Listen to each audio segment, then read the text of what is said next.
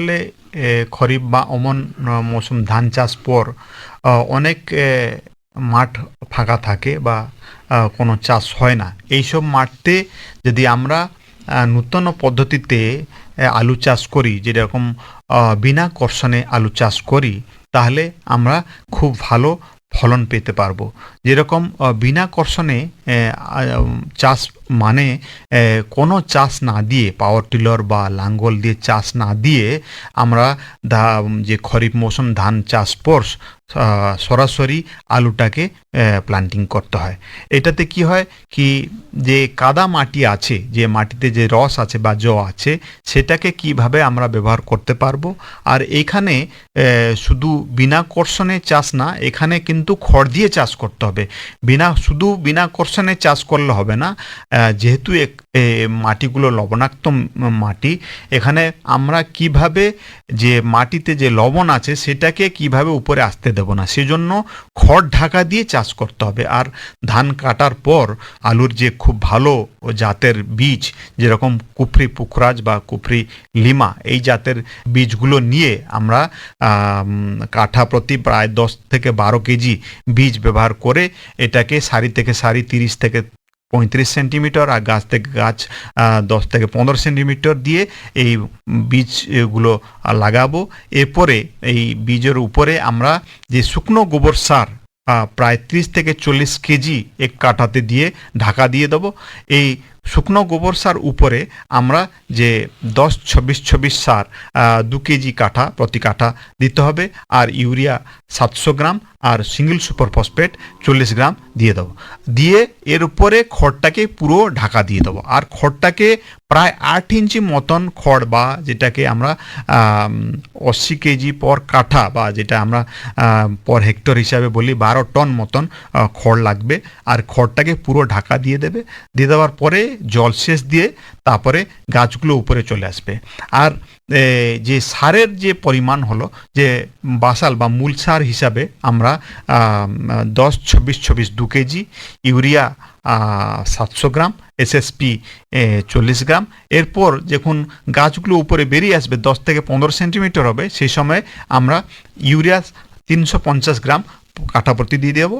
তারপরে 30 দিন পর 19-19-19, যেটা ওয়াটার সলিবল ফার্টিলাইজার বা যে সারগুলো জল থেকে গুলে যায়, সেটাকে 10 গ্রাম পর লিটার বা প্রতি লিটার জলে 10 গ্রাম দিয়ে সেটা পুরো স্প্রে করতে হবে, সিঞ্চন করতে হবে। তারপরে 45 দিন পর আবার ওই 19-19-19 সারটাকে 10 গ্রাম প্রতি লিটার জল দিয়ে স্প্রে করতে হবে। তারপরে 2 মাস পরে বা 60 দিনে যে আরেকটা সার, যেটা 13-0-45, যেটাতে পটাশ পরিমাণ বেশি থাকে, যেটা আলুর যে টিউবার বা আলুর যে গ্রোথের জন্য এই সারটা খুব দরকার আছে, পটাশ সার। সেই জন্য এটাকে 2 গ্রাম পর লিটার হিসাবে এটা স্প্রে করতে হবে।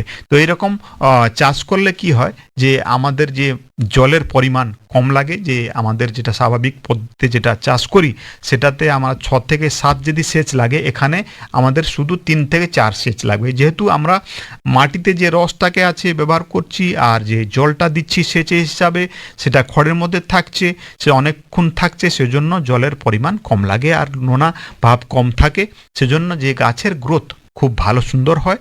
আর এখানে যে ফলন পরিমাণও বেশি হয়, যেহেতু আমরা ঠিক সময় মতন করতে পারছি। এখানে যে শীতকালীন ফসলে যেটা ঠান্ডাটা লাগে আলুর জন্য, সেটা পাচ্ছি আমরা, সেজন্য ফসলের পরিমাণ যে এখানে খুব বেশি হয়। আর খরচাও কম হচ্ছে, যেহেতু আমাদেরকে চাষ করতে হচ্ছে না, কোনো পাওয়ার টিলার বা লাঙ্গল দিয়ে চাষ করতে হচ্ছে না। এখানে যে ডিজেল খরচা বা পাওয়ার টিলার খরচা এখানে কম হয়ে যাচ্ছে। একদিকে খরচা কম হচ্ছে, আর একদিকে ফসলের যে প্রোডাকশন এটা বেশি হচ্ছে, সেজন্য এটা লাভজনক ফসল। আর এই চাষ করতে গেলে আমাদেরকে প্রথমে আগে বীজটাকে শোধন করতে হবে, যেটা মাঙ্কোজেব বা মনসুরান দিয়ে, যে ছত্রাকনাশক দিয়ে বীজটাকে শোধন করতে হবে। 20 গ্রাম মাঙ্কোজেব 10 লিটার জল দিয়ে 20 মিনিট মতন এটাকে জলে ভিজিয়ে রাখতে হবে। তারপরে বীজগুলো লাগাতে হবে।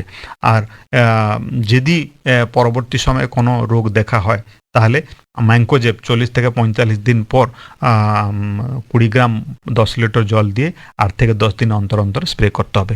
এরকম চাষ করতে গেলে আমাদেরকে ফসল পরিমাণ বেশি হয়, কিন্তু উপকূলবর্তী অঞ্চলে আরেকটা সমস্যা যেটা দেখা যাচ্ছে এখন, বৃষ্টি, যে মাঝে মাঝে বৃষ্টি প্রচুর পরিমাণ 40 থেকে 50 মিলিমিটার বৃষ্টি হয়ে যায়।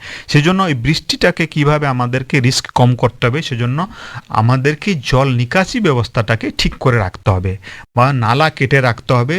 যদি বৃষ্টি বেশি হয়ে যায় তাহলে কিভাবে এই যে বেশি বৃষ্টিটাকে আমরা তাড়াতাড়ি সরাসরি এই জলটাকে বার করে দিতে হবে। আর যে বেশি যে জলটা আছে আমাদেরকে ওয়াটার হারভেস্টিং স্ট্রাকচারে, যেটা পুকুর আছে বা নালা আছে, সেটাতে এই জলগুলো আমাদের সংরক্ষণ করে রাখতে হবে। আর পরবর্তী সময়ে যখন বৃষ্টি কম হয়ে যাবে এই জলটাকে আমরা সেচের হিসাবে ব্যবহার করতে হবে। তো এইরকম অনেকগুলো যে জিনিসগুলো, এটা যদি বৈজ্ঞানিক পদ্ধতি দিয়ে চাষ করা হয় তাহলে বিনা কর্ষণ আলু চাষ একটা খুব একটা লাভজনক ফসল।